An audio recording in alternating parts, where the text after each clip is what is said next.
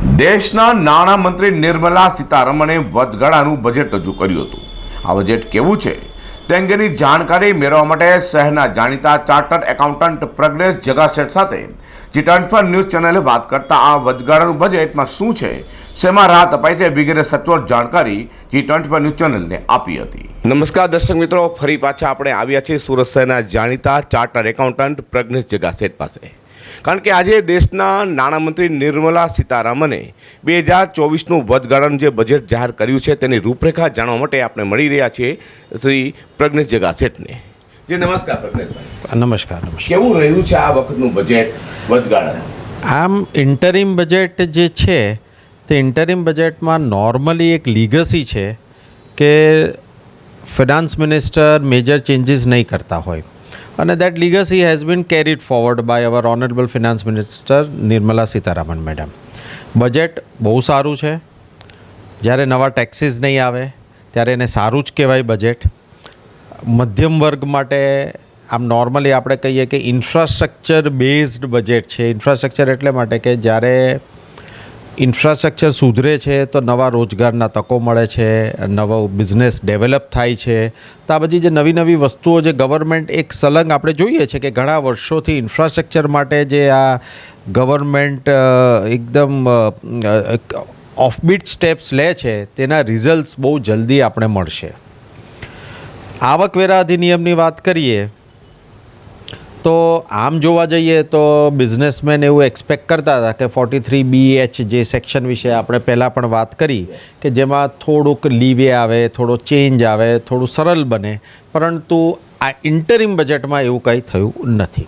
બની શકે કે રેગ્યુલર બજેટ જ્યારે જુલાઈમાં પેશ થશે ત્યારે કંઈક ને કંઈક એમાં ચેન્જ આવશે, પણ ઘણા ચેન્જીસ એવા છે કે જે આપણા કામના છે।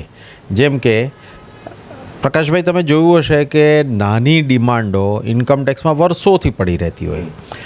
10,000, 15,000ની ડિમાન્ડો, 20,000ની ડિમાન્ડો વર્ષોથી પડી રહેતી હોય। 1965, 80, 85ની ડિમાન્ડો પડી રહેતી હોય।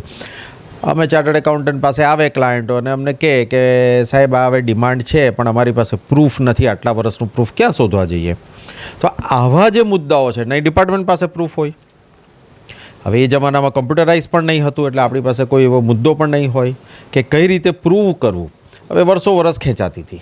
તો આવી જે ડિમાન્ડો છે, જે 20-25 હજાર સુધીની ડિમાન્ડો છે, તો 2009-10 સુધીની 25,000 સુધીની જે ડિમાન્ડ છે તે રાઇટ ઓફ કરવામાં આવી છે ગવર્મેન્ટ પાસેથી, અને 2009-10 પછી 2014-15 સુધીની 10,000 રૂપિયાની ડિમાન્ડ રાઇટ ઓફ કરવામાં આવી છે। એટલે જો તમારી ડિમાન્ડ 25,000ની નીચે હોય અને વર્ષ 9-10 પહેલાંની હોય તો એ રાઇટ ઓફ કરી દેશે। તમારી પાસે સરકારશ્રી હવે એ ડિમાન્ડ માંગશે નહીં, અને જો 9-10 પછીની હોય પણ 14-15 પહેલાંની હોય તો 10,000 સુધીની ડિમાન્ડ તમારી ઝીરો થઈ જશે અને એ સરકારશ્રી તમારી પાસે પૈસા માંગશે નહીં। આ એક અગત્યનો ચેન્જ છે। બીજો એક ચેન્જ છે કે આજે તમે જુઓ છો કે બધું કમ્પ્યુટરાઇઝ થઈ રહ્યું છે, પ્રોસેસિંગ પણ કમ્પ્યુટરાઇઝ થયું છે। ગવર્મેન્ટે કરોડો રૂપિયા ઇન્વેસ્ટ કર્યા કે વહેલું પ્રોસેસિંગ થાય તો એના રિઝલ્ટ્સ પણ આપણે જોવા મળે છે। એક રિટર્ન ભર્યા પછી પહેલાં 93 દિવસ એવરેજમાં એ રિટર્ન પ્રોસેસ થતું હતું અને આવકવેરા ભરનાર એસએસસીને એ રિફંડ મળતું હતું, પરંતુ હવે રિડ્યુસ થઈને 10 દિવસમાં એમને રિફંડ મળે છે। ટૂંકમાં મધ્યમ વર્ગ, સેલેરાઇડ વર્ગ જ્યારે રિટર્ન ભરે છે તો એને 10 દિવસની અંદર એ પૈસા પાછા મળે છે, જે રિફંડ હોય છે તે।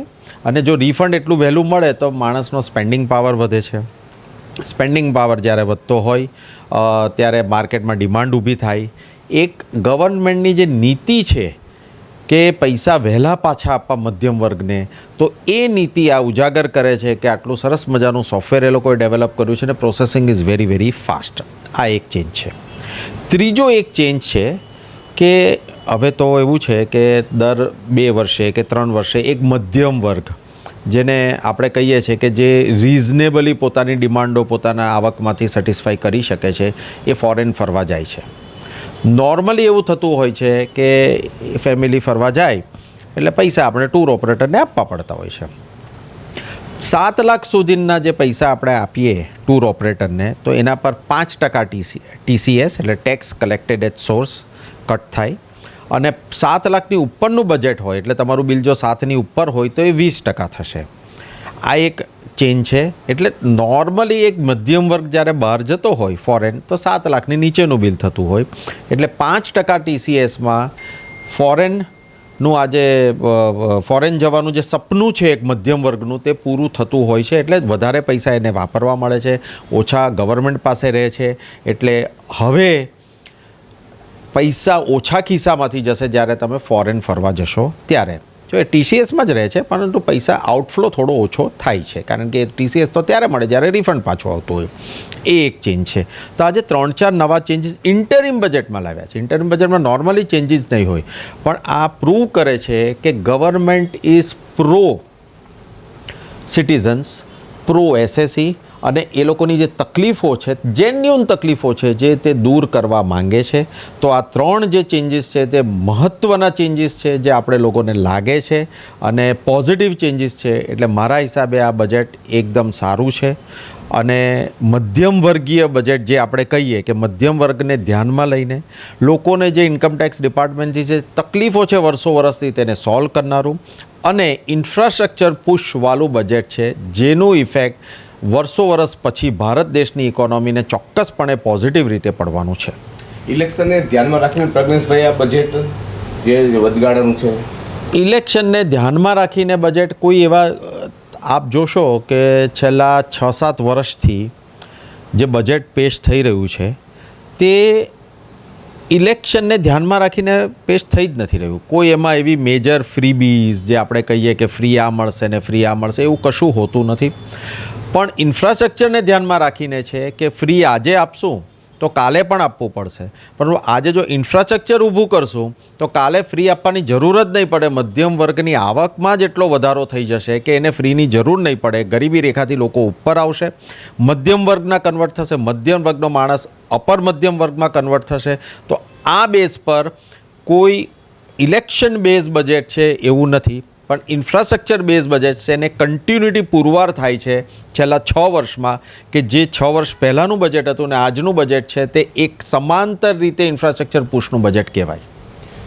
છેલ્લે આપને જણાવું કે આ વખતે કે 300 યુનિટ ફ્રી પણ ઇલેક્ટ્રિક અને સાથે સાથે આયુષ્યમાન પર ફોકસ કર્યું છે. હા, ફોકસ કર્યું છે. 300 યુનિટ તો જે સોલર પેનલ્સ છે તેના માટેનું છે. એ બધા ઇન્ફ્રાસ્ટ્રક્ચર પુશ જ છે જે વર્ષોથી છે કે ભાઈ એ ગ્રીન એનર્જીને કઈ રીતે પ્રોત્સાહન આપી શકાય. એમાં 2 ફાયદા છે. પહેલું તો પોલ્યુશન ઓછું થાય છે, અને બીજું મોસ્ટ ઇમ્પોર્ટન્ટ છે કે જે આપણું ફોરેન એક્સચેન્જ છે, જે ફોરેન જાય છે, કારણ કે આપણે તો પ્રોડ્યુસ કરતા નથી એ બધી વસ્તુઓ, એટલે આપણે ફોરેનથી ઇમ્પોર્ટ કરવું પડે છે. હવે જે ઇમ્પોર્ટ કરીએ આપણે તો એને માટે ફોરેન એક્સચેન્જ લાગે છે જે બહુમૂલ્ય છે, તો એ બચે છે. એટલે એક પોલ્યુશન પર પોઝિટિવ ઇફેક્ટ પડે છે, પોલ્યુશન ઘટે છે, જે ગ્રીન એનર્જી છે તેનાથી, સોલર એનર્જી છે કે વિન્ડ એનર્જી છે એનાથી, અને ફોરેન એક્સચેન્જ આપણું ભારતમાં રહે છે. આ 2 મેજર ચેન્જીસ છે. એટલે માટે મેં તમને પહેલાં પણ કહ્યું કે ગ્રીન એનર્જીને પ્રોત્સાહન આપનારું, ઇન્ફ્રાસ્ટ્રક્ચરને પુશ આપનારું અને મધ્યમ વર્ગને ધ્યાનમાં રાખનારું આ બજેટ છે. મિત્રો, હમણાં જ વાત કરી હતા સુરત શહેરના જાણીતા ચાર્ટર્ડ એકાઉન્ટ પ્રજ્ઞેશ જગાસેઠ. તેમણે કહ્યું છે કે આ જે વચગાળાનું બજેટ છે એ ખરેખર મધ્યમ વર્ગ માટે સારામાં સારું બજેટ છે.